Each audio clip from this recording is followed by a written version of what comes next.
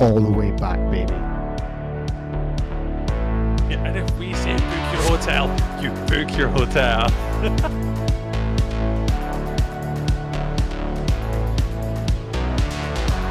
But my lord, I have soiled myself. What do you mean by live? Genuine live? Yes. Hello, radio! And now, another episode of The Way We Hitch and See.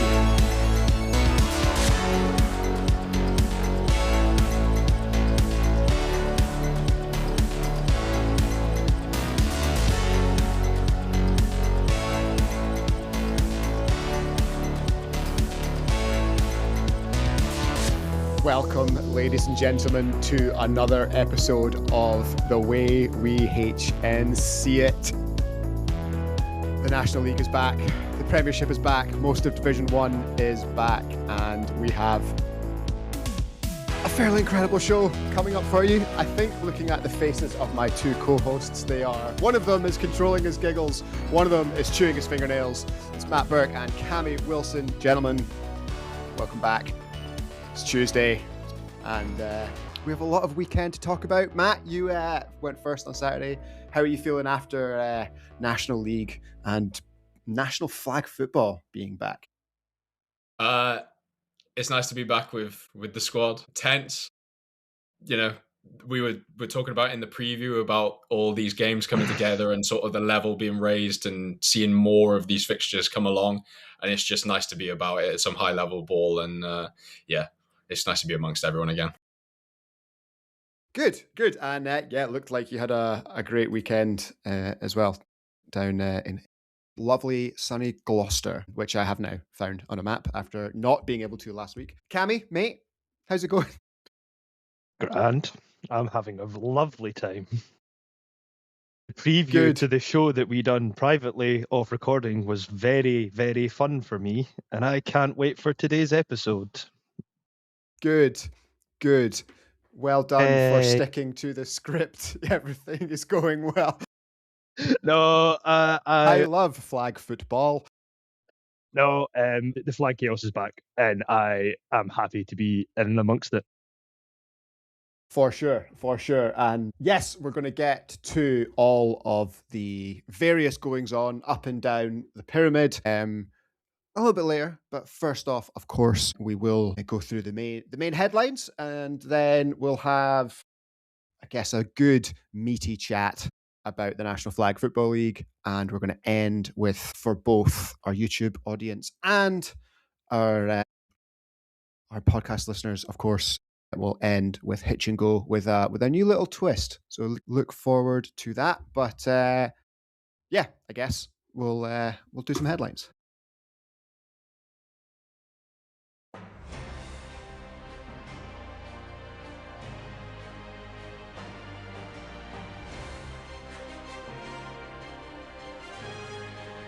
Greg with the news. All right, headline number one. Unfortunately, we're going to have to start the show with something a little unsavory, but obviously we cannot mention it as the show of the community. This weekend at a Division 1 game day, there were some pretty severe and serious allegations made about sexism in flag football. The suggestion that women have no place in the sport, except obviously the official position of the way we HNC it is that kind of attitude can fuck all the way off. And if you have been affected by that specific allegation or anything similar, please do make sure you report it as soon as you can in writing to BAFA, because obviously that is unacceptable. I believe investigations and potential sanctioning are ongoing at the moment. And we just won't stand for that shit. And I guess the one opinion piece I would make on this would be, if you are a teammate of someone who has been accused of such an act of being a dick, and you don't say anything about it, then you are as guilty in my eyes as someone who did say the thing. So have a think about that. Hopefully, it all gets tidied up and the perpetrators are dealt with. But yeah, we're not going to dwell too much on that for the rest of the show because we try and do our best here to represent the flag community, and that doesn't represent us in any way. So yeah, that's our official position, and we're going to move on to the fact that one of the best tournaments, one of the best collective flag football experiences, a melting pot of Western and Northern Europe is this weekend in Utrecht in King Bowl, and Cami and Matt are not only both going, they're both playing on the same flag football team for the first time. Gentlemen, it is Tuesday night, I believe, in 3 more sleeps you will be together in Utrecht. Are you Utrecht Friday night? Not only Yes. we in Utrecht on Friday night, we're in the same room on Friday night. Jesus. We're going all the way. Everything. Love it, love it. And obviously, yeah, you guys are playing with or under the Newcastle banner, but it's not an entirely Newcastle team. No. Is that correct? Are we sharing this? So the group chat's name is Blackhawks in quotation marks King Bowl 2026. Lovely. And that is exactly where we'll leave it. So you will find out who we have. Cammie's been on a bit of a recruiting drive. I had to make some persuasions, but we've got a team. We're coming. Got a team. Okay, if we're not going to go down people, can you tell me how many individual clubs are represented? Blackhawks, Hornets, Neptunes, Cardiff, Leicester Huntsmen, Utrecht Dominators, London Flame. I think that's it. Nice. See, that's fun. And yeah, I don't know if you spotted earlier on today, Cammy, but show favourites in the women's bracket, the Domzali Tigers. Domzali Tigers. Undefeated in their first weekend of play in the Austrian League. So keep an eye out for them running up the score. And so I think last year they did the Adria King Bowl double. They've already got Adria again this year. Yeah, I've been speaking to Andre, who is there. He plays for the men's team, who will also be there. I've been speaking to him a fair bit over the past couple of days. I met him out at Champions Bowl, and me and him got out on like a house on fire. And I don't want to give too much away or anything, but with both the squads coming, I think it's going to be much more of an atmospheric team that are coming. Maybe a couple of people missing. I'm not 100% sure. But yeah, it's just great to see the Eastern European teams come over and do it like they do. Like the final last year was great. It was pretty convincing win, if I remember correctly. But yeah, I actually don't even know how many times they've won it now. 3 going for 4. King Bowl's always great at keeping the final good audience as well. It's definitely up there for me. The amount of people that stay to watch and create that scene is just unrivaled. It's totally stacked. It's like totally stacked and like 3 or 4 deep. And I mean, I've spoken to Cammy like multiple times about the semi-final, the 2019, I think, semi-final, where it went to like 20 rounds of extra points or something. Yay. It was class. It was absolutely class. We were waiting on the other pitch to start. Like, obviously it starts off like the pitches either side go in, and then like it wasn't ending, and then everyone was just like, before, like, I was in the old venue, but like there was no one on any of the other pitches, and then obviously it's an extra point shootout, so people were standing around like the half, like just the back of the end zone half pitches, with like a couple of yards run off to keep it easy for the officials. It was so good. I think it was Aerosol Mamba's Flag of New Year last year. Was it? It was definitely it was it was 2025. Yeah, it was definitely Mambas. I think it was Aerosol they were against, but that was like, I mean, you know how tight it is towards the pitches there, but it was very similar vibes to that, but on a much bigger scale. When you said like it kept going over and over and over time, was it scoring both a piece, or was it incomplete? So it was like score, miss, score. Okay. I was going to say, because if it's just bad ball, it's just not entertaining. No. It was. I think it was Molosses versus Tigers. I think that's, or maybe they became Molosses. I can't remember. Was it Red Lips? I would need to check, or maybe it was Red Lips in the final. I can't remember. Or it might even be a German team. They were all around at the time. I can't remember like which order they played in. like it's weird. Like, still, to me, like that atmosphere around those pitches is still like a core King Bowl memory.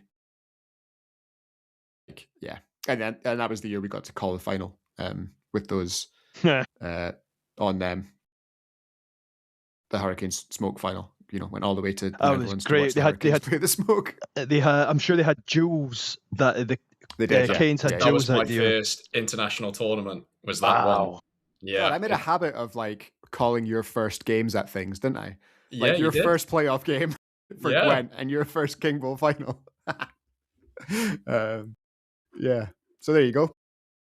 Amazing. The King Bowl beer is back. They posted a photo of that the other week. I have been the first person to order said beer for the past 2 years, and I'm going to try and keep that tradition alive. Ribs? Vegetarian, mate. But they do okay, yes, sorry. Of course. I mean, like they have their catering they had spot. I think it was 2022. They ran out of ribs. It went mental. Yeah, and then. But yes, they were there the past 2 years. I'm going to assume they're going to be there again. There hasn't been that much. Like My Flag Football, who've done the flags for them, only posted about it the other day, and I haven't seen a link to pre-order them or anything yet. I know some teams dropped out a bit later on. I feel like the organisers have had to prioritise doing more important stuff than actually advertising the fun and fancy stuff. Because like everyone's going anyway. Yeah, absolutely. I mean, everyone knows like the King Bowl product, as it were, is so established that it's class and you know what you're getting. So it sold out really quickly, and then I think there was. So I had some potential Irish contingent that was going to be joining the Blackhawks, who unfortunately had to pull out of our team so they could enter their own team. And that was the end of March, so it was a really quick, like, we're like 5 weeks out. We need somebody to come now. It's a shame that happens, but it might be the first year that we went. I think it would have been 2018. 2018. The first year 2018 was the first year that you went.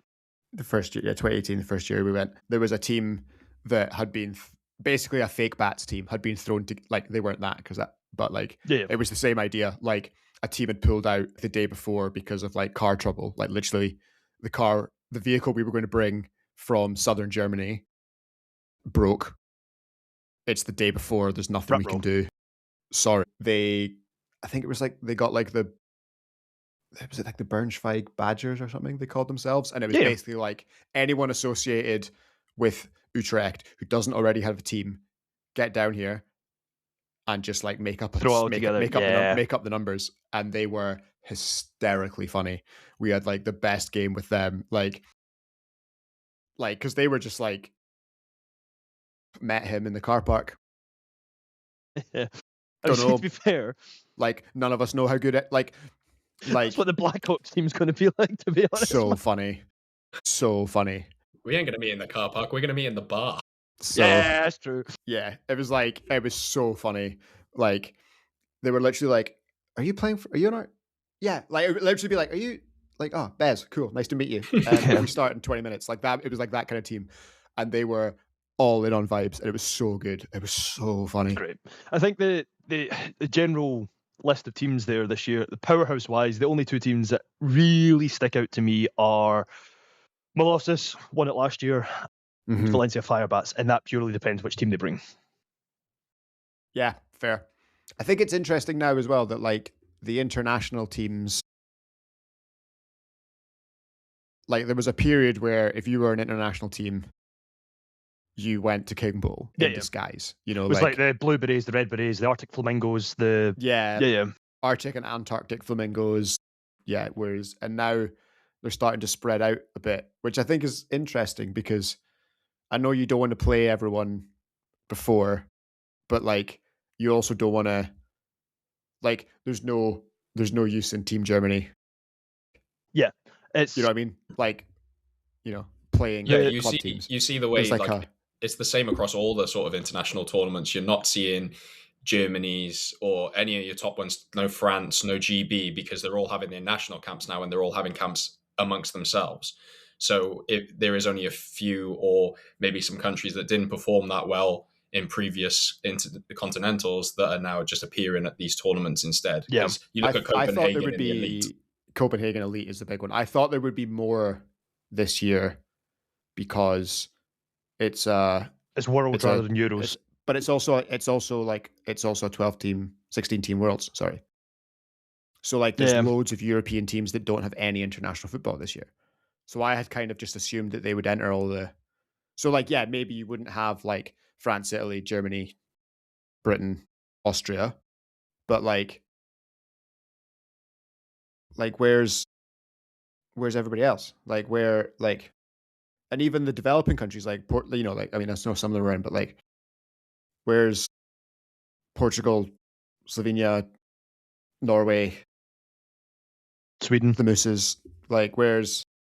I mean, I know they're probably all around, and they're probably like flag football teams in disguise, but like they've got to be around there somewhere, Although I think Norway are at Copenhagen.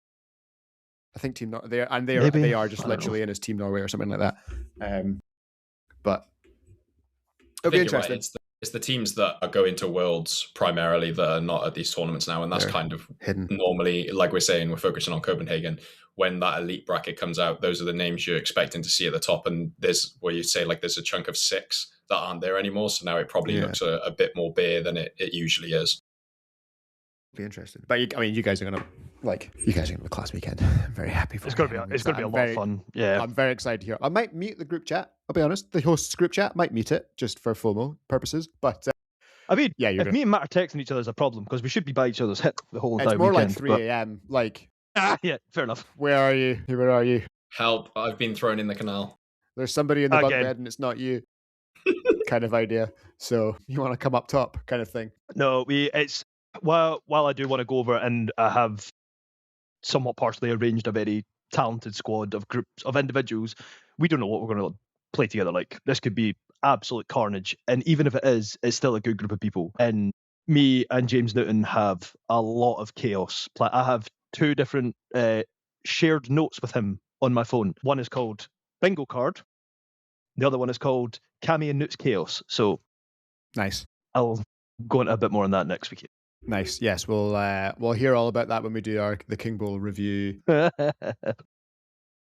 next week. Although maybe not next Tuesday, because of course, bonus news for everyone to remember. Next Tuesday we're doing the Big Bowl draw, which I should really make some graphics about because I haven't done that yet. Got carried away by the NFFL, so I'll do that. But yeah, Big Bowl draw YouTube next week, 9:30 Central European, so 8:30 in the UK, ish being the major. Well, we'll see. But yeah, moving on. And then the final news item, the super important, biggest news story of the week.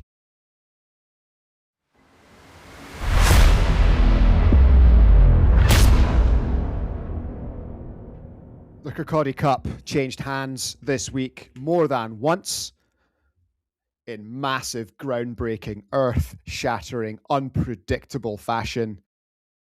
And we'll talk about that later on. So that's great. That's good to know.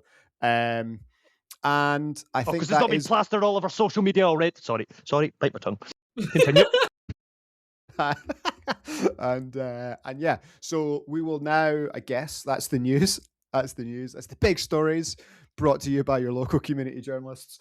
And we'll we will move on to our in-depth and detailed National Flag Football League Week 1 review. We did say that we talk about it a little bit later, and it's not later yet. So you're gonna have to wait. You're gonna have to wait for us to get there. We will get there, but we're going to do this in chronological order, which means that we are going to start with Matt and the goings on in the south. Do you want to go national or Prem to start? You can choose. We'll go with the Prem because I know a little bit less about it compared to obviously being at the national. Being at the national. Okay, that's fine. So, yes, some good bits going on in the south national, and we we have only two undefeated teams left, which I don't know if that. I mean, I guess technically four, right, because of the tie, but two perfect teams left, which I thought was interesting. I thought it was low. However, the Northants Titans Blue, if they're back, right? Like they should be national candidates for the end of the season. You would think. Yeah, absolutely. They had a personnel injuries squad dipped a little bit last year, and results unfortunately didn't go their way, so landed them there. But as you say, if they're back, they should be right back up there. So that's going to be interesting to keep an eye on. Yeah, for sure. And then, I think after last year, like when I was putting the graphics together and I wasn't really kind of thinking about it, and I saw them at the top of the prem, and I was like, it is weird not them, like thinking of them not in the same division anymore. It was with us in the division, I think it came down to like final games as well, with like a bit of a shuffle towards the end before finals and qualification when the whole restructure was. I could be wrong, but I'm pretty sure it was getting really close in the midsection to earn, because there was all the stuff about you make it to finals, you're in the national. And I think that swapped around a little bit. And like I say, personnel would drop in. They probably didn't have the squad they would be at their best putting out, and therefore they are where they are. But maybe a nice season for them to bounce back, get healthy. Yeah, for sure. Yeah, they had the forfeit on game day 4 or 5, which is ultimately right. That's what it was. Ultimately what knocked it down. Yeah, you're right. That's what it was. So it's good to see them got back. Go ahead, Matt. I think my favorite little tidbit when we look at the stats here is obviously personally I know, but Storm, Panthers, and Phoenix. And like I say, my favorite bit is they all decided to beat each other and knock each other out during the day. So Phoenix beat Storm, Storm beat Panthers, and then Panthers decided to beat Phoenix or through the day. Yeah, the Coventry derby as well. And I was putting, again, that was another one I was putting it in, like, because like when I'm doing the scores, it's like there's so many numbers, I just kind of don't really take into account like actually who's beating who until it comes later on. And I was like, okay, so the Phoenix did that, and then like sort by record, and you're like, wait, why are the Panthers below the Phoenix? Oh shit, okay.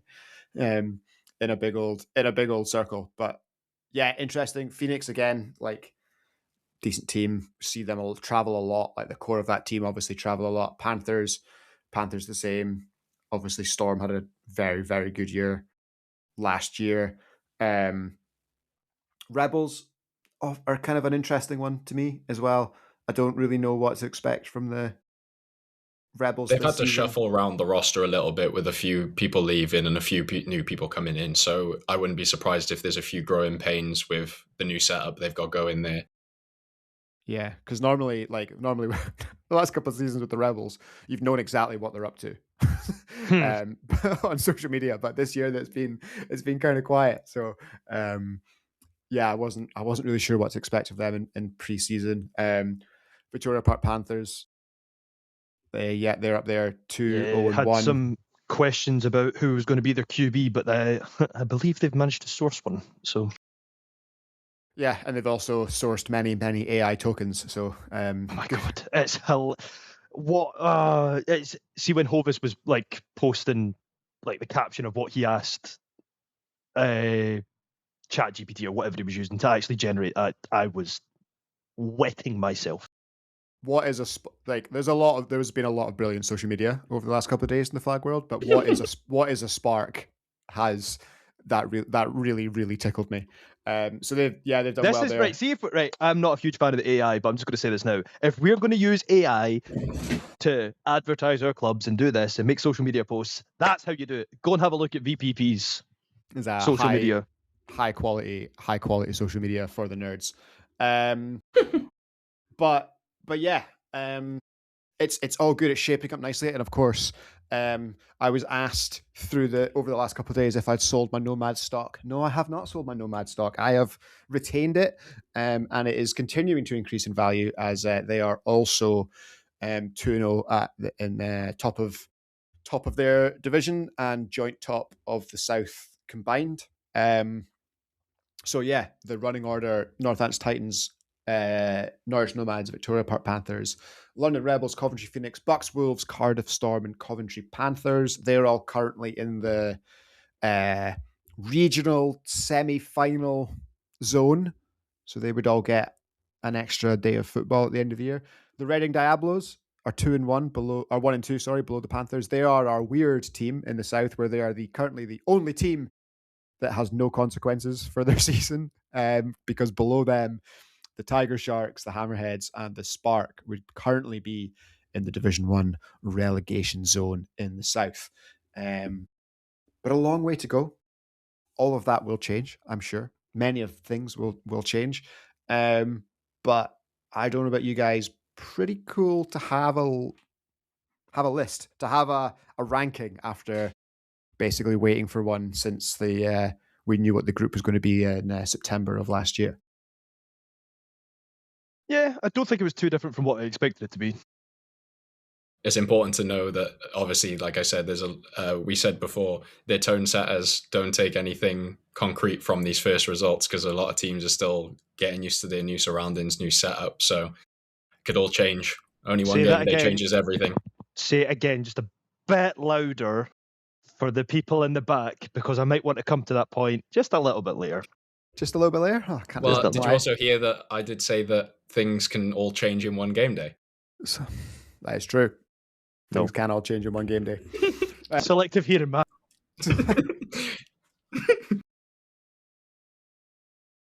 Good. Okay, then, yeah, Matt, obviously we will come on to the National League in the South on Saturday. That's where you were.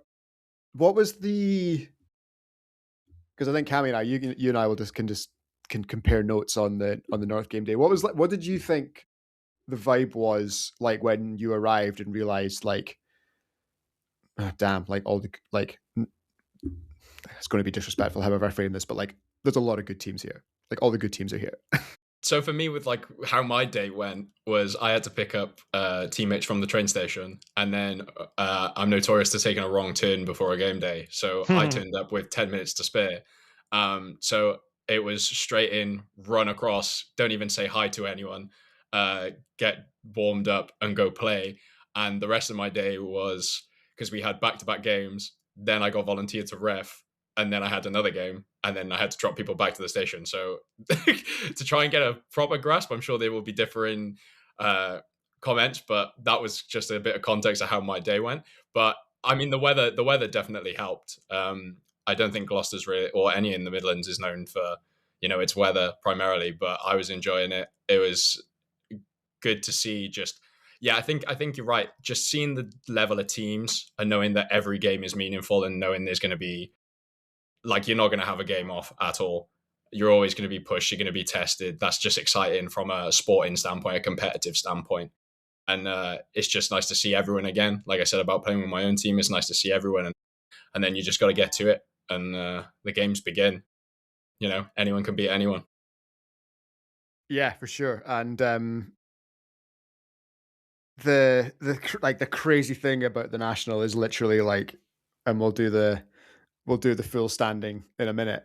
Like it's very, there's teams that are like at the bottom that you're just not used to seeing at the bottom, right? Because in the 2-tier system for the last like 7 years or whatever it's been, they've always been near the top for most of the time. Like the top 12 haven't really changed much over time without teams, folding and stuff. So it's very strange to now have like a bottom half of that group. But yeah, talk us through your games, I guess, and then maybe we'll do some of the ones. Yeah, I was going to say, I'll be honest. You were saying about seeing teams that you weren't expect at the bottom. Like our day could have been, personally now as the Canes, like our day could have been completely opposite. We could have easily been 1 and 2. We had a really solid start against London Fire to kick things off. It was, again, nice to be back with everyone. We had Costas. If anyone follows our socials, come back in, brought him in a trade from Philadelphia. And that was a nice Kickstarter. And then we went against the Devils, and the best way to say it is like, it was I think I said before, they had our number previously, and it was a nice tussle between us where we kept giving each other the ball back for the first half. Defense on us would make a stop, and then we'd give them the ball back, and then it would happen 2 more times. And then I'm pretty sure they were 2 scores up with 7 minutes to go, and we out of nowhere managed to pluck 2 turnovers and go down and score and hold on to win the game. So it could have easily have been a loss in the second game there. We didn't play to our potential, to our level at all in spots, which almost cost us. But we got so lucky in getting away with a game like that. And unfortunate to the Devils because, like I said, they were basically the better team at that time. And following that, Cheltenham, you said it already. Anyone can beat anyone, and we just got smacked in the mouth. Like that was a shocker to us. We were even worse. It was like we'd never played flag before. They were just scoring on us, and we weren't scoring. It was absolute chaos. And then you're obviously chasing a game for pretty much the entire thing. And we're trying to get something going and it's not happening. And all of a sudden you're thinking, right, we've just beat Reading in the game that everyone's penned and everyone's looking at because of the previous fixtures. We've won that. We've got over that hump and we've almost only got out of that with the skin of our teeth. And now we're just going to drop the next game to Cheltenham, which, would argue, has been a fixture where we've kind of just been all right in that setting. And now, again, it was down to how close it was down to, obviously we scored the extra point. They had a drive and the 2-minute warning.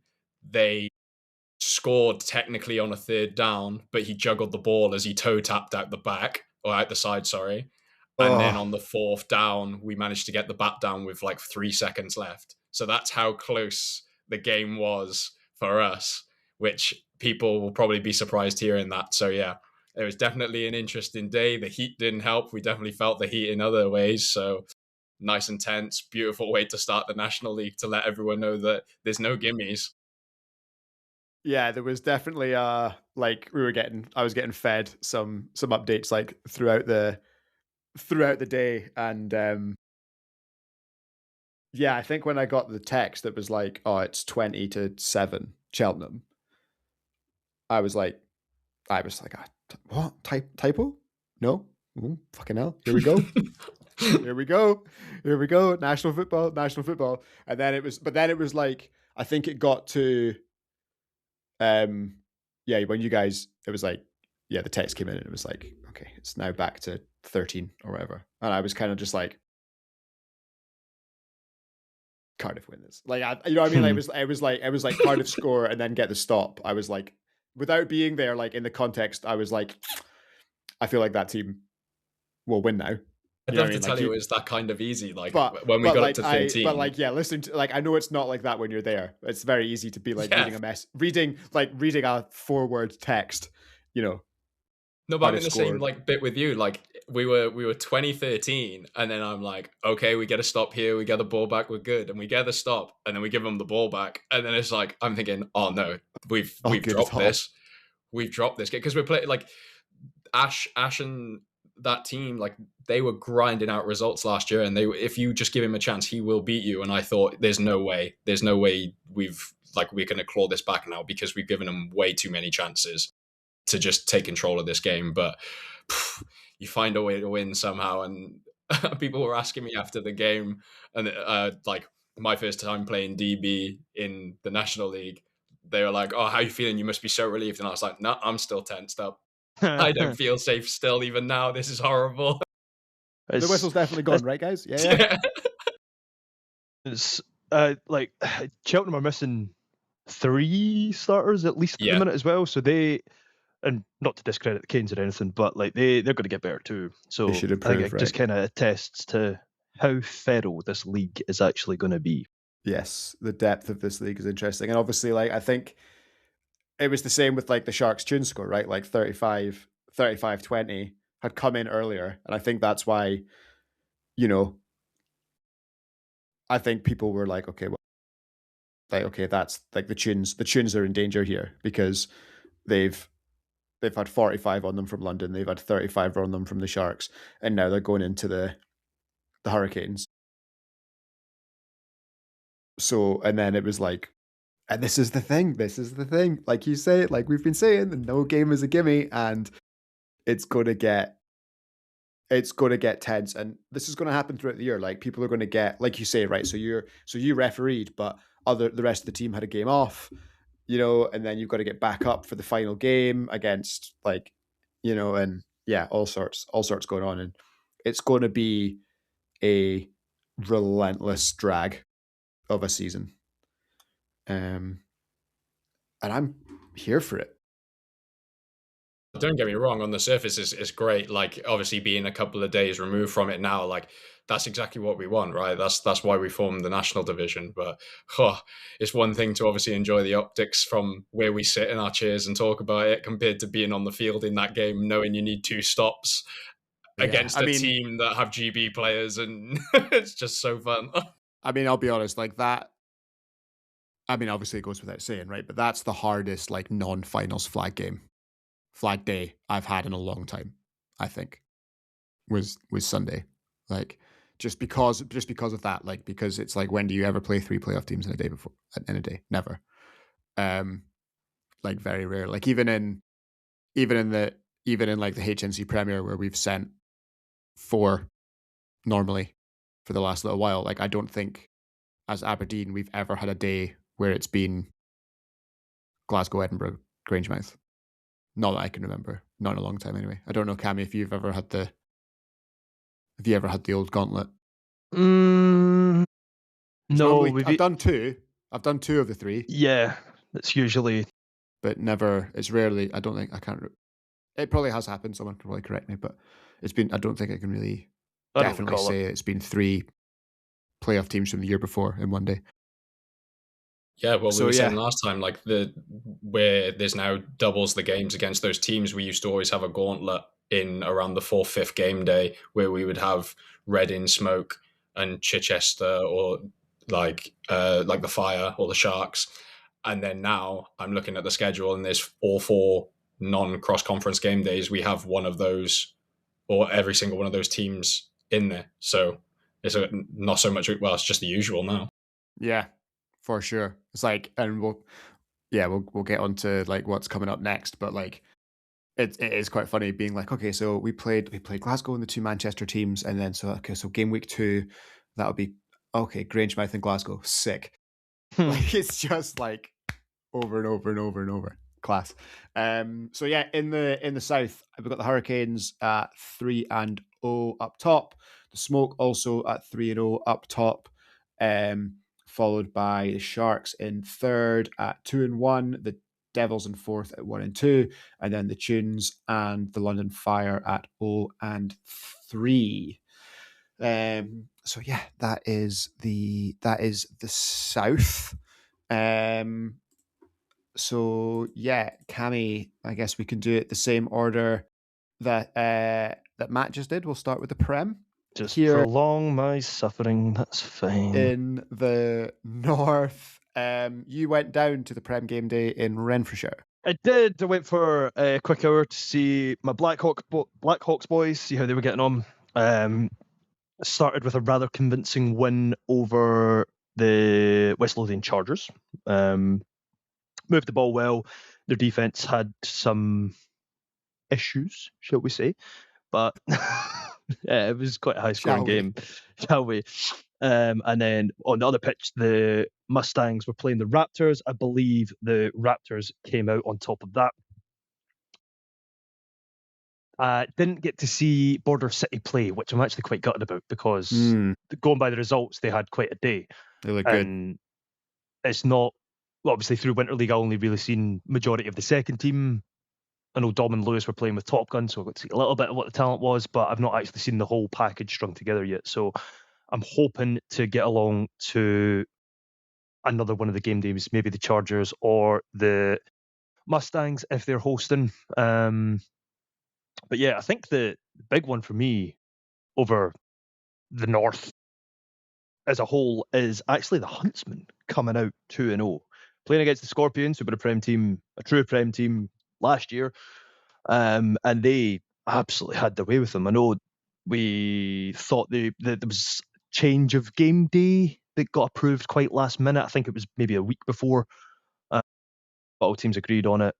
It managed to get some extra bodies from that and turned up and turned out. So I'm quite impressed with how they've managed to rock it all off. Yeah, for sure. I think it's the same with the Serpents, like D1 team in the same way as that the Huntsmen were. Obviously, the Huntsmen went on to be national champions. The Serpents were in about that mix in the playoffs, but yeah, didn't put a foot wrong. Day one of the Prem, 2-0. Best statistical defense, and but by a couple of points, but even so, and yeah, joining the Centurions Black, who are probably on the unfortunate. I think if the tiebreaker was still points gained per game, they'd be top. I think they put up almost 100 points over the 2 games, 90 points over the 2 games. Yeah. So yeah, they three teams at the top looking good. In their first experience of the Prem. Raptors, I think, would probably want the Centurions, the Centurions game back. So we'll see how that goes. But yeah, that middle pack of 1-1 teams of Wigan, Sheffield, Grangemouth, Newcastle, and Warrington. Expect that to shuffle all over the place. Just thinking, like from the Prem last year, you had the Chargers, you had the Blackhawks, you had Sheffield Giants, you had the Wigan Bandits, I'm sure. Yeah. Like that. So Chargers, none of them are in the top. Like one of them's in the top half of that. 2 of them. Yeah. That's wild. It's wild. And for a wild season, everything's changing. Yeah, for sure. I mean, Raptors promoted out of Div 1, Border City promoted, Huntsmen promoted, Serpents promoted, Bandits relegated, Sheffield. They were a Prem team. They were Prem team last year, yep. Yeah, so Wigan, Sheffield, Salford, and the Chargers were your Premiership teams, right? Blackhawks were Prem last year. Blackhawks were Prem as well. Yeah, you're right. So yeah, good, and yeah. So it goes. Serpents, Huntsmen, Border City, Raptors, Bandits, Giants, Mustangs, Blackhawks are your current regional semi-final teams. Followed by the Warrington Revolution, who are in our fun no man's land of just your season ends when it ends. And then the Scorpions, Chargers, and Titans Bees are currently in the relegation zone. But yeah, much as we said, with the South, a long way to go for all that to change. And now that we've done both Prems, I'm kind of like, I think the Prem might be the most, although like obviously the National is the highest standard, and that's where the national champion will come from. But the Prem sets itself up because it's all change. You know what I mean? Like, yeah, this is going to be you're going to lose the bottom 3. The top 8 are going to have to play off against each other in order to earn the right to go play off against the other side. Like, I think beforehand I couldn't visualize it. But now what we used to say about Div 1, about how it's just the most chaotic league, I feel like that's going to be what the Prem is maybe for the next 2 or 3 years, until we've got the yo-yo teams probably settling a bit more. Some of the second teams that probably could have got a bit hard done by the end of last season that are in Div 1 coming up.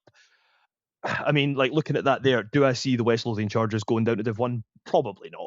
I think they're better than a Div 1 team. I think they'll sort it out, yeah. Titans Bees, I've only seen them play once, and that was against the Hornets, and it was a bit of a massacre.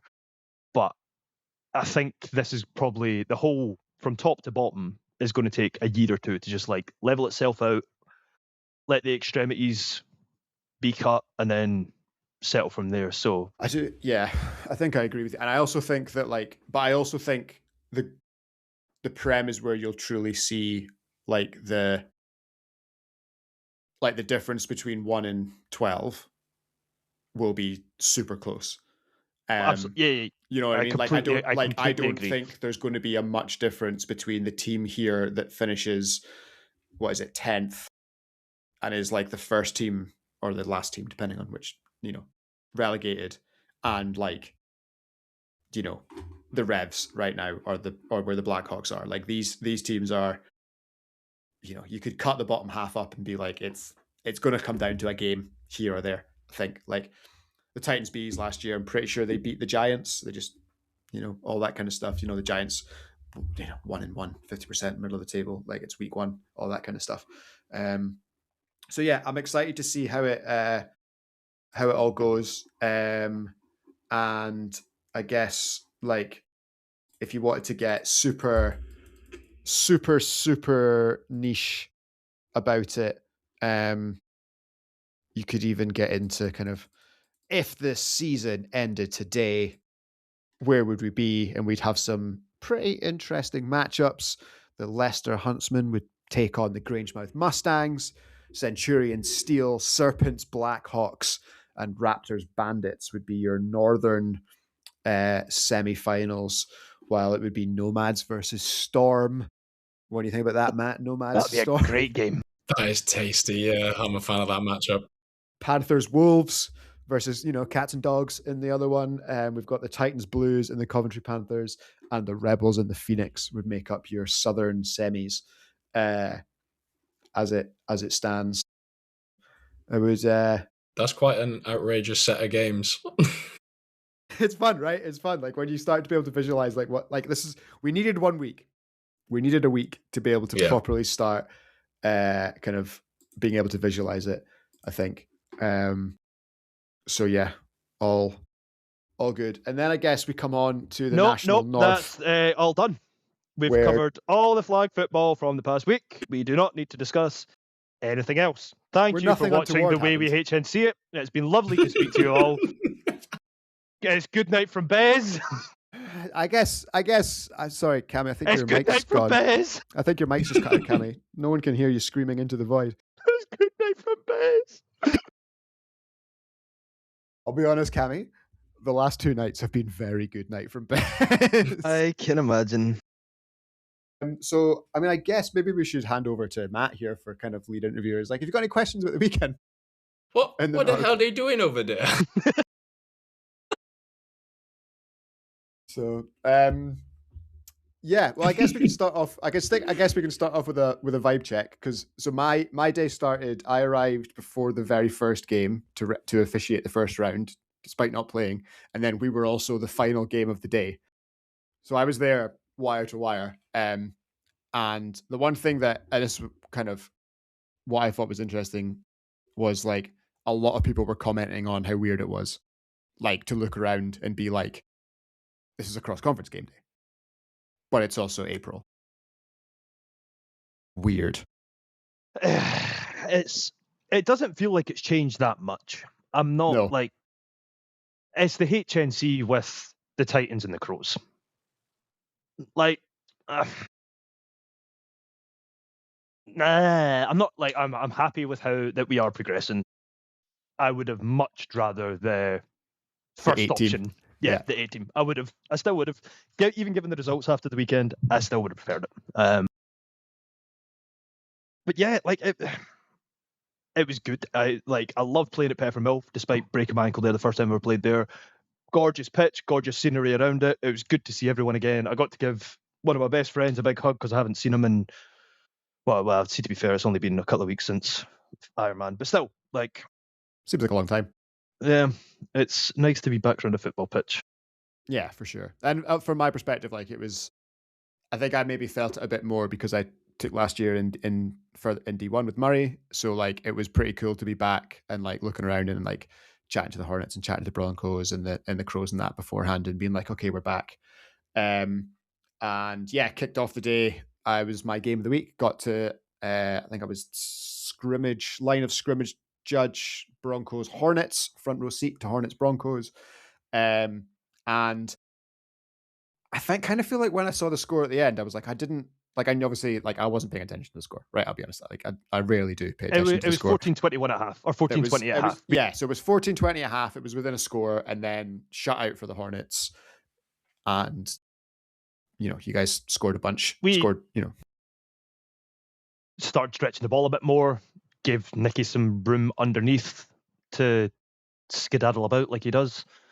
We looked like the first half was a bit tetchy, but given the new offense that we're running and who the positions that have moved and stuff and the new players that we have, that was always kind of expected. We always stayed in front. We were never behind at any point, and but it didn't quite feel comfortable.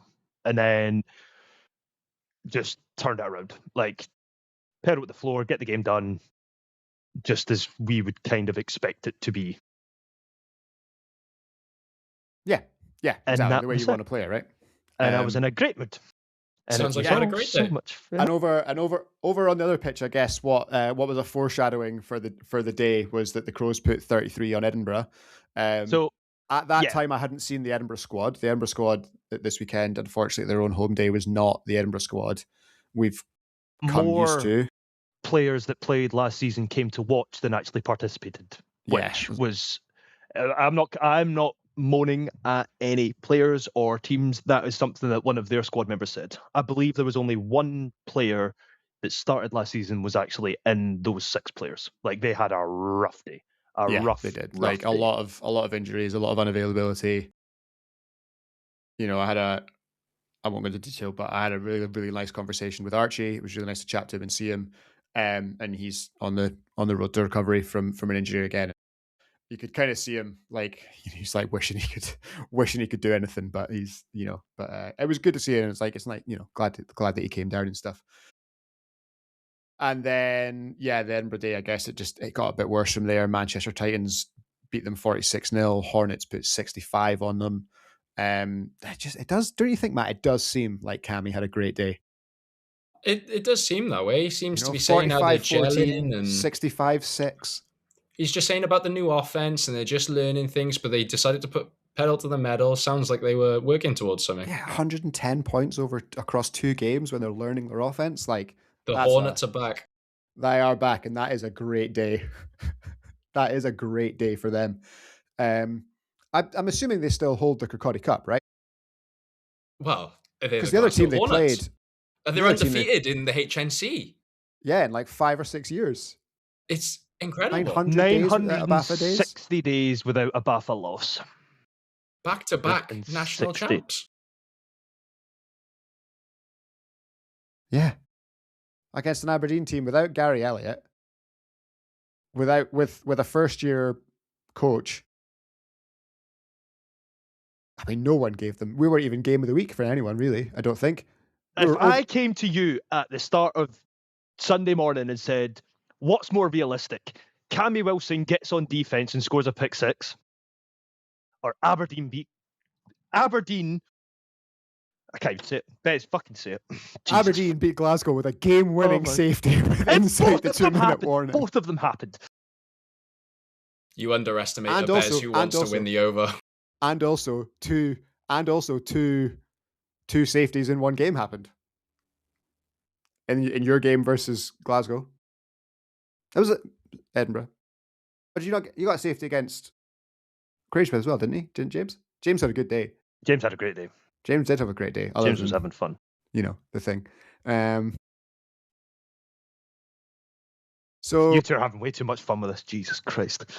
Yes, we lost. Our defense were phenomenal and our offense just couldn't back it up. We had 3 goal line stops against you. I mean, Scott, outside of the red zone, played a phenomenal game. He read what was there and took it. I lost count of how many times Andy Keith got a shoot to the left or to the right and just took it for 7 or 8 yards and just kept doing that. 2 of the touchdowns came from tip drills, I would like to mention, but I mean, it doesn't fucking matter anyway. Yeah, I mean, I think, like, don't get me wrong, like, I don't think either team played their best, right? Like, that wasn't our ceiling, and that certainly wasn't the Hornets' ceiling by any stretch of the imagination, right? Like, like, we're not gonna come out here and be like, Aberdeen played the absolute game of their lives and pulled it off, and we're also not going to be like, they played the game of their lives and they beat the Hornets also having the game of their lives, or like whatever. Like, I think this was a game where 2 teams were rusty, and like, I would say, like, from our experience in those games recently, and we said this last week, we have hung with the Hornets to halftime to into the second half, a few times over the last couple of years. We've also been mercy ruled. Like it's gone both ways. And the difference this time was, like you say, the touchdown that got us within a point was bounced off of Cameron's hands, went straight up in the air and landed in Eli's hands for a touchdown. There was one, and then there was another one that Eli got in the first half where Stefani. Scott, him or Stepani could come down with that ball. Yeah. Either of them. And maybe 8 times out of 10, Do you it's know what? incomplete. Incredible play by Eli to hang on to that. Unbelievable play by Eli to hang on to that. And if you actually watch it back as well, the cut he makes at the top of his route is chef kiss as well. But also, yeah, there was just some breaks that we got that maybe we don't get previously. But, and I think we've just lost Cammy for half a sec. But I think I would also say, like, there was also Aberdeen like wanted the it more. defense. We wanted, and also like I think something that's unusual is like we tightened up a bit better in the second half on defense. Like it was a second half shutout for us. Like when does that? Like when does that ever happen? So yeah, I was proud of the guys. I was also weirdly, like, I've been down against you guys a lot, right? And like weirdly this time for whatever reason never really felt like it was getting away. And I think I would have felt that like if you guys had scored on the final drive, I think I still would have felt that way. Like I would have been like, that's fine. Seeing, and this is quite a weird thing to say from somebody who, as the team that you just took a massive streak from, seeing what it meant to Eli, to Jensen, to Andy Keith, teams that these guys have never beaten us before. Maybe Andy, actually. I'm not 100% Andy will sure. have from a long time ago, but yeah.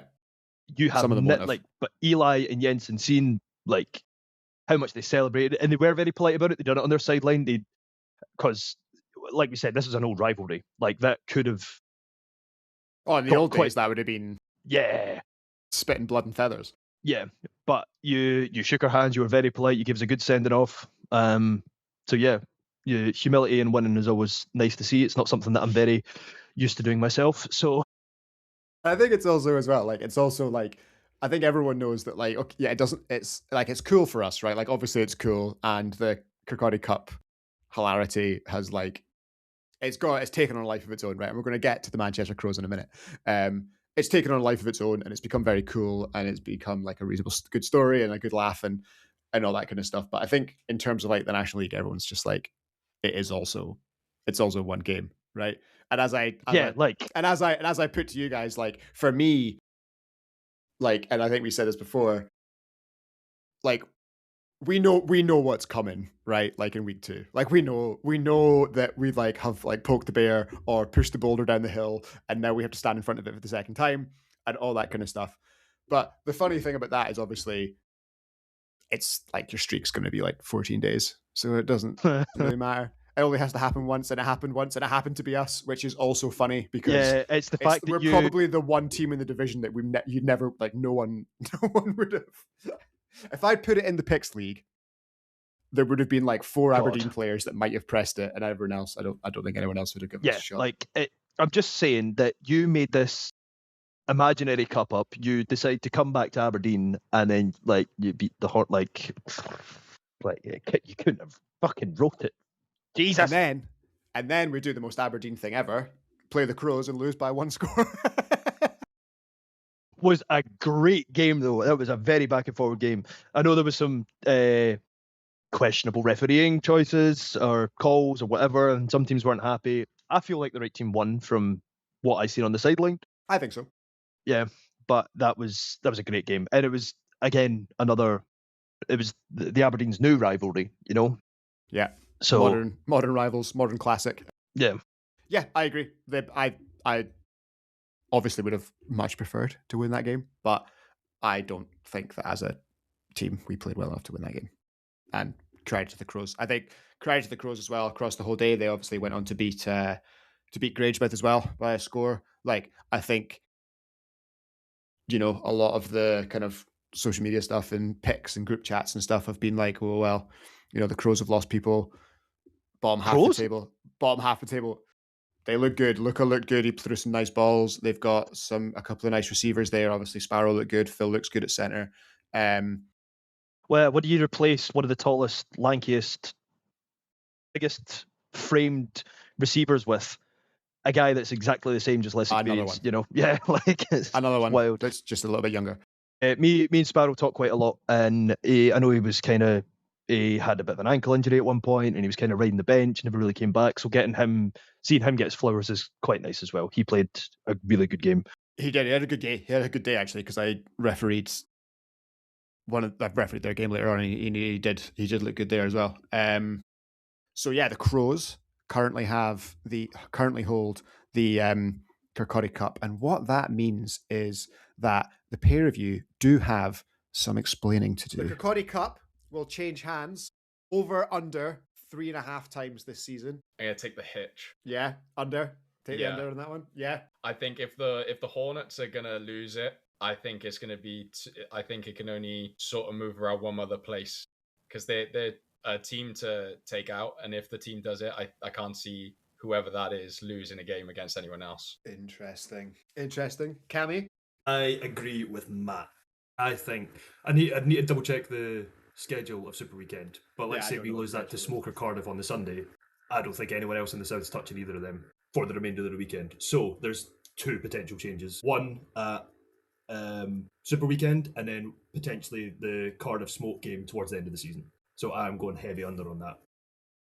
Heavy under. I know he's probably not going to screen this for a reel or anything, but you should see the shit-eating grin this man has on his face right now. No one in the north. It's all AI. It's a Photoshop. No one in the north.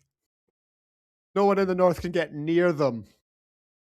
No one in the north can get. I think we underestimated. They'll be 10-0 riding into Manchester for Super Weekend. We're going to take the heavy under. The heavy under. Do you know what? Is it 2 already, boys? Like I say, we underestimated Bez with an over. Bez went, and not only did we say that, Bez went, "Oh, really? Watch this." Interesting. No. Oh, you go.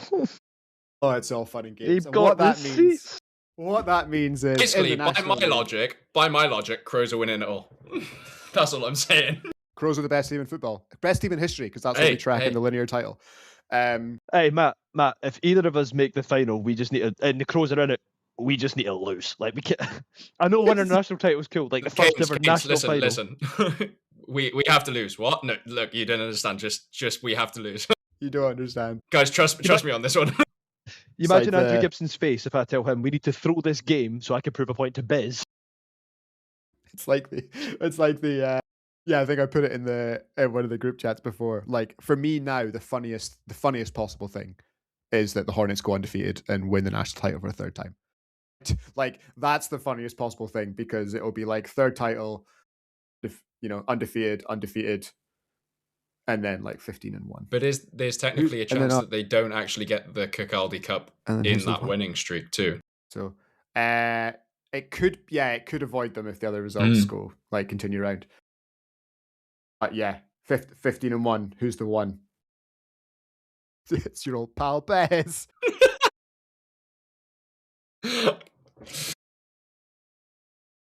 Yeah. So yes, the National League standings as it is right now. Manchester Crows, Cardiff Hurricanes, and London Smoke are all undefeated. Glasgow Hornets, Manchester Titans, Chichester Sharks at 2-1. Oil Cats, Broncos, and Devils 1-2, with the Neptunes, Fire, and Outlaws at 0-3. So yeah, 4 up to the finals. So the Crows would be taking on the Hornets in the first semi as it stands right now, while the Cardiff would get a rematch against the Smoke, and the London Fire and Edinburgh Outlaws would be relegated. So yeah, that will bring us on to our final segment of this week's show. And this one, obviously, if you want to watch along, you can find on YouTube. I don't have a drop, but it is time for Hitch and Go this week, presenting the hot takes from the weekend for us is Cammy Wilson. So Cammy, I guess we'll do the rules if anyone is watching for the first time. The rules are, it's basically Overreaction Tuesday, where Cammy gives us kind of a hot take from the weekend in the flag football world at large. Yeah, Matt and I have to decide if he's onto something and we're going to go with it, or he's overreacting and we're going to take a hitch and sit where we are. Okay. So yeah, Cammy. Topic numero uno. The Manchester Crows retain the Kirkcaldy Cup over game day 2, where they will face the Manchester Titans and the Edinburgh Outlaws. Bez, discuss. Can't wait to get clipped. I think I'll take the hitch. I don't think that's out. I don't think that's beyond the realms of easy possibility. I think that if Edinburgh Crows home game day, if this is Edinburgh, then the Crows will win that game. And then the Manchester game over the last 2 years, they're 3-1 against the Titans. Now, obviously, it's a different team this year, and those two teams know each other better than anyone else. But yeah, in a one-off game on their doorstep, I don't see why they couldn't win that. The Titans obviously handled us pretty easily, got away from us in the end. You know, things got a bit silly when we tried to come back, and then obviously as you say, Matt, earlier before, like, if you push it to try and come back, like, it goes one of two ways: either you come back or you get blown out. So, and we were option 2. So, I don't think that's a wild. I think that's fine.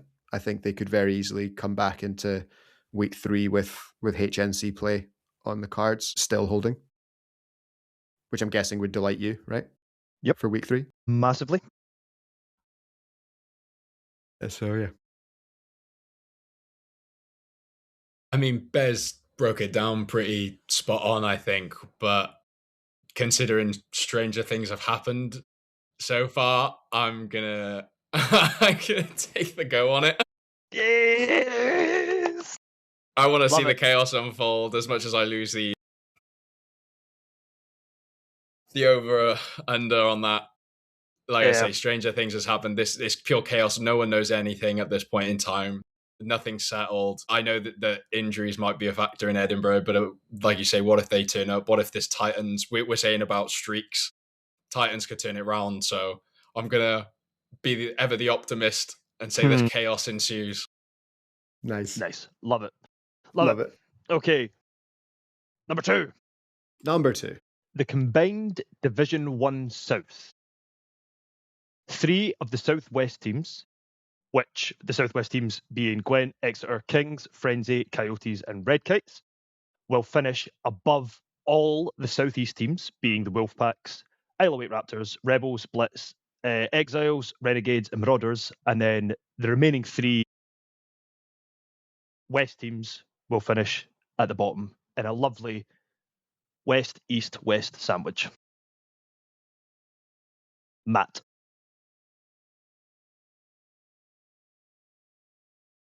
What? Oh my God, that is. I mean, you just said a so sandwich, but that is a stack. That's a stack so right specific. there.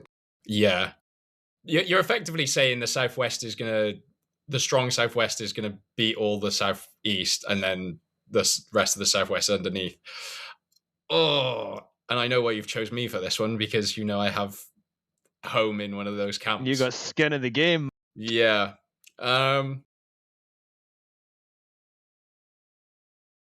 Yeah, I think it's possible. I think the Southwest team. I could be completely wrong here, but I'm gonna back the boys. Yeah. I mean, as someone who's been part of in that Southwest space for so long, and we were talking about anyone beats anyone, but I remember game days where we would go 1-3, 2-1. And if someone was to come to you and ask you what teams you won against and lost against, already assumed, to be like, no, it's the other way around. The team that was bottom beat us, and we beat the team. Actually, I remember Coyotes were at the bottom half the one year, and Keynsham were at the top, and we beat Keynsham, and then we lost to Coyotes to finish out. So That's just the way it I works think I down remember in the that. Div I think I 1. remember that. Everyone just being like, I mean, well, they went 1-1, but not the way you would expect. If that had been if that had been in this era of memes, that would have been. Oh, the era of memes fodder. in said group chat was great Oh, I can imagine. at the time. Do you know what? I think I might just talk myself out of this. From my skin in the game with Div 1. Yeah, I mean, for mine, I mean, part of me would like the sensible part of me is like I would hitch on this because it's like it's so unlikely, right? Like so many things have to line up that the odds are that it won't happen. So sorry, split the 3 teams into for me again, Cammy. So the top 3 and the bottom 3 of the sandwich. Oh, you're asking me to actually do that? God. No, did you not? You read them out. That was all. I've got so for the southwest is the Gwent Gators, Exeter Falcons, Keynsham Kings, Swansea Frenzy, yeah, Cardiff Bay Coyotes, and Roddy Red Kites. I'm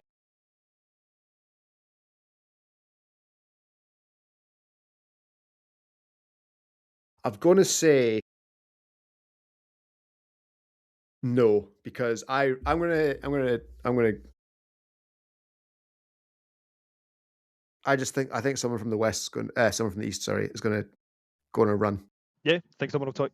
I think someone's going to go on a. Someone from the east is going to go on a run.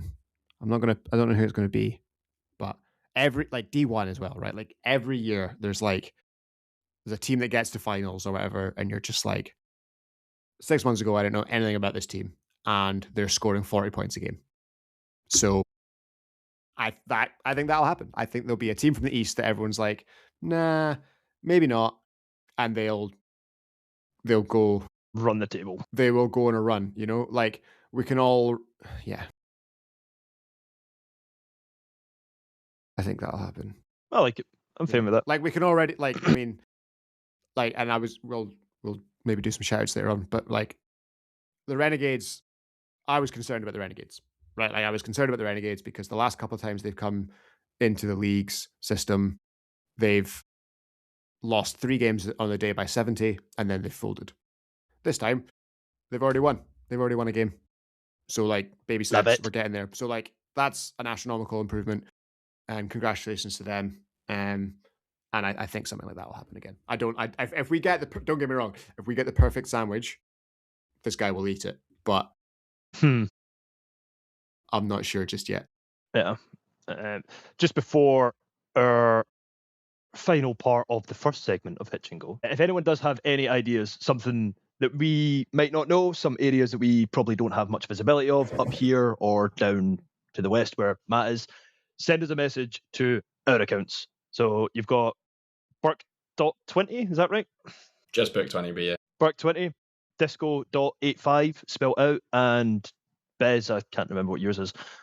Send it to us, because if you put it to the HNC account, we can all see it, which somebody did. Somebody gave me that one from the Gwent Gators, I believe. However, I managed to delete it before Bez seen it. So, yeah.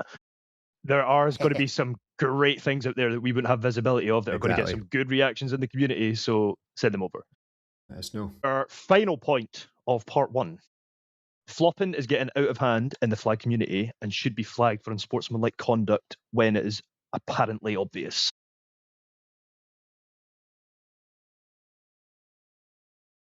Throw the ball, Cammy. Throw the ball. Oh, you go for the goal?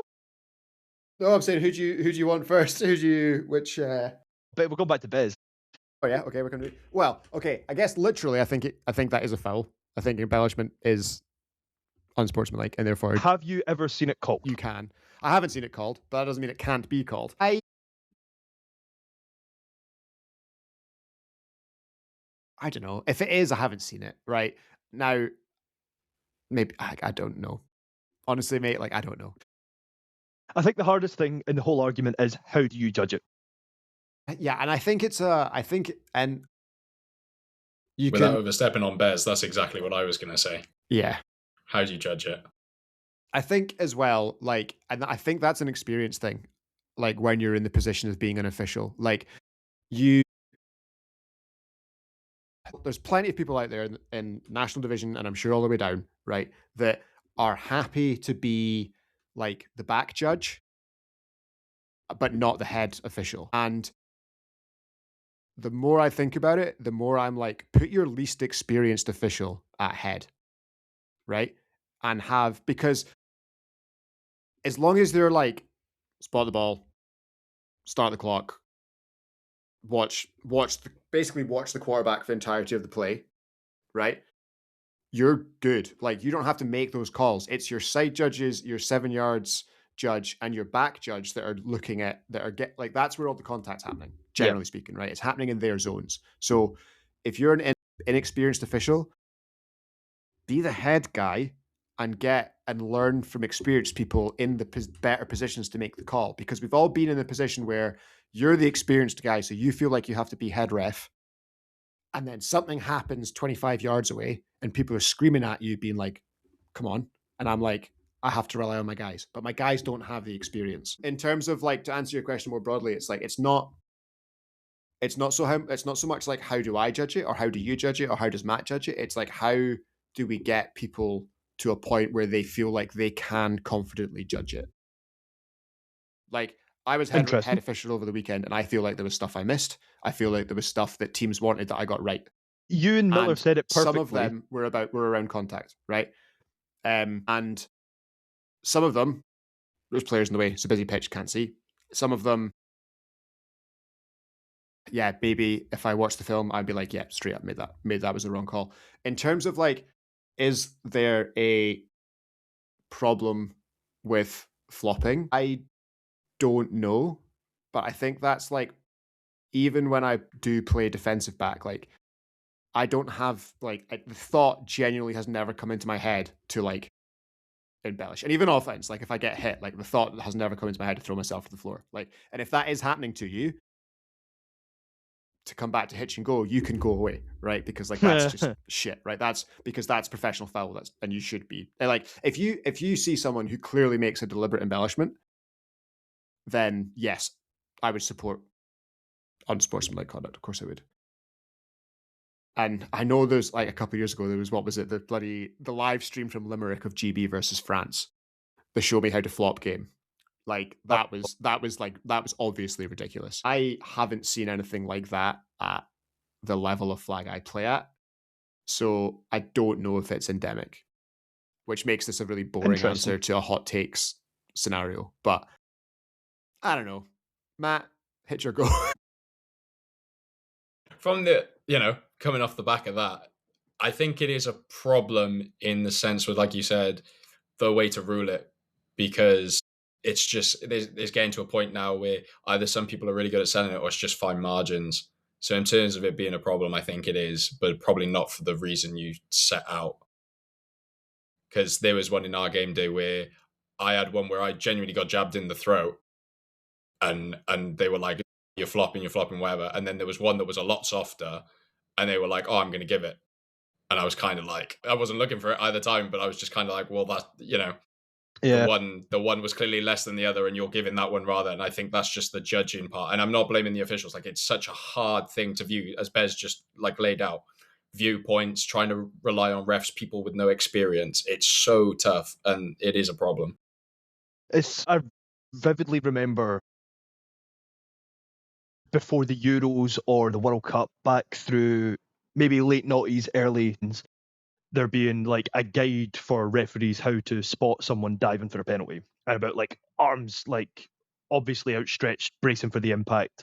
I feel like there is that in flag as well. Like, and some Hornets are guilty for it. I've seen other people do it, but like, you see a defender be set, pull the flags, and then put their arms up like this and just fall back, and that's going to look absolutely ridiculous on YouTube. So enjoy that when it comes. And the first thing they do after they've taken the impact is look towards the ref. Like, there's been situations where I have based a contact decision on if the player has looked straight towards me for the call. Might sound a bit ridiculous, but I think that's one of the most obvious tells personally. I think as well, there's also like I had this conversation with someone recently, like the most recent rulebook change, which I think was 2022. I don't know. Whatever it is, but it's like, it wasn't soon, and they're not, and the next rulebook change is next year. because they don't want to do it this year ahead of the Worlds. So like the next IFAF flag football rulebook will come out 2027. So it's been like 4 years since the last rulebook change. And when they made that rulebook change, that's when they took out the defender must be set clause that everyone still quotes. So like it's not only like how you call the rule, it's that like you need to have a basic understanding of not the rule book. Like I wouldn't suggest anyone reads the rule book because it's a bit dry. Nerd, like I am, have read it. But like the bit at the back of the interpretations, like here's a scenario, this is what you would expect to be called, is much more useful. But this is actually good that you raised that because I was actually talking to Jed earlier on, because there was a play that I had film of that was from a game we were in, and I just said to him like, at the time, I thought that I feel like had I been officiating the game, I would have expected a flag here. The camera angle is from our opponents in that game. And from that angle, I'm like, I don't think it's anything. What do you think? But he was actually saying there's a blast coming, a Bafra blast, coming out saying they want that. They want people to send in their clips with questions about like, what do you want? So please do that. And because they go to Jed, I'm guessing we'll be getting more Zebra Pen quick cut breakdowns pretty soon on officiating and where the line is. So like, I'm sure this will come up. Probably, yeah. I'm sure this will.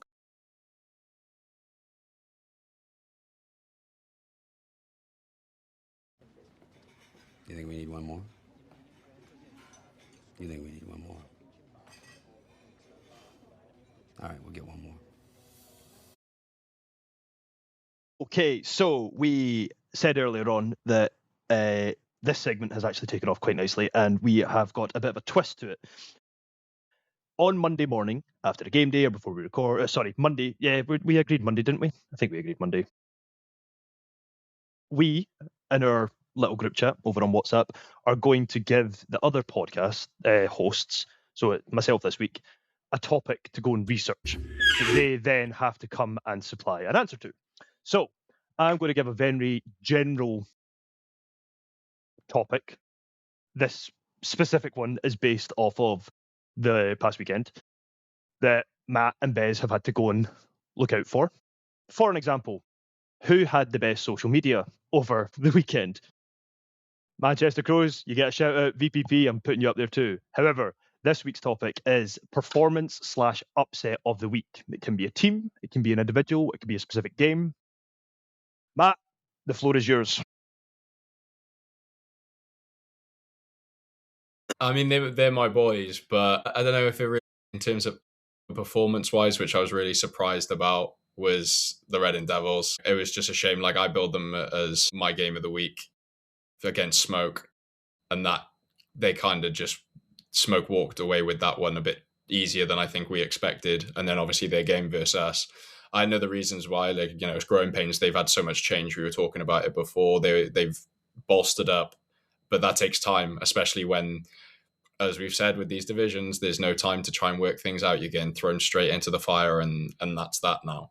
So I think them being a little, again, they weren't off it in our game. They just made a few mistakes, and we capitalized and managed to bring it back when you probably shouldn't. But them being off it in that sense was just the biggest surprise for me. Interesting. It's something that we did say on the podcast last week, that we thought there could be some teething room that is going to come. So yeah, I like your presentation. There will be a winner of this, by the way. I get to decide who has the best. Okay. I see. I see. Okay. Okay. Bez, the floor is yours. Callie, it was a good one. And I thought of the obvious rage bait. Of course, as the most stunning upset of the week. I thought that was possible. There was a few, but I went down, I delved deep. I have gone to Division 1, North B. Gone right the way down. And last week on the show, I spoke about there's 12 teams that are competing for the very, very first time. And that's always fun. And one of them I mentioned earlier on, the Renegades, they got their first win. There was also 11 other teams. And the team I'm going to go to is a team that I know we have some fans at.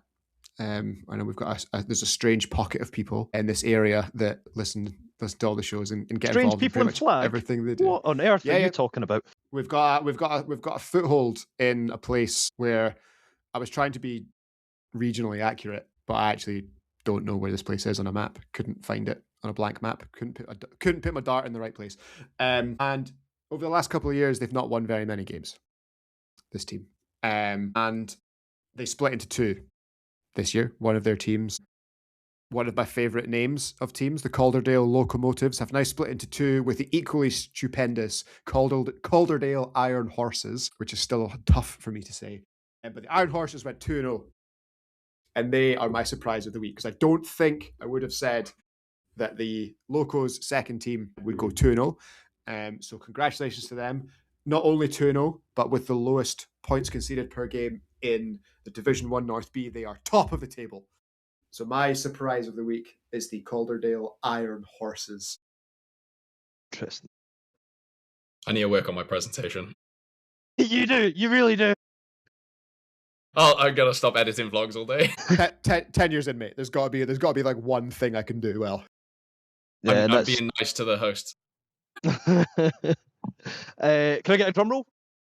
You can get a drum roll if I find the button. If not, I'm just going to make Matt beatbox it.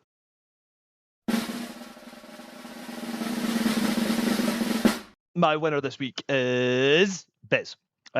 Purely for the love of the new teams. I do like to see that. We like to see teams coming in, we like to see the sport growing, and we like to see wins. So congratulations to the Iron Horses and Bez. And yeah, I think we can also have a very quick scan if I can remember everyone. Ronda Red Kites, they're still waiting on their first win. Renegades got a win. London Blitz got a win. Nuneaton Jags, undefeated. Oh, Nuneaton Jags, undefeated. We should also give them some love. They fall into the Iron Horses kind of group. And then who else have we got? The Sentinels, they got a win. The Centurions Gold got a win. The Red obviously have win for the Gunslingers.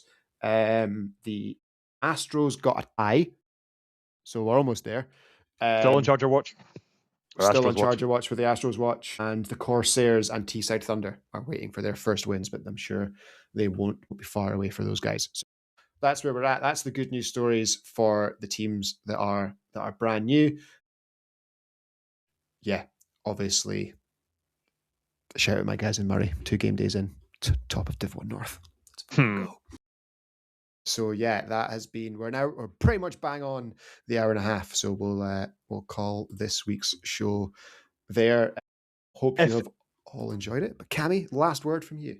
Anyone is over in Utrecht this weekend and wants to grab a beer, come say hi, chat flag, me and Matt will more than happily sit down and chat to you. So don't be afraid. Come say hello. Looking forward to a great weekend of Can't wait. Mischief. Absolutely. Flag football on the biggest stage over in Utrecht. Excited to see that. And yeah, have a cracking weekend, boys. But yeah, until next time, it's good night from Cammy. Good night. It's good night from Matt. Good night. And it's good night from me. Thank you very much for listening. This is The Way We HNC It.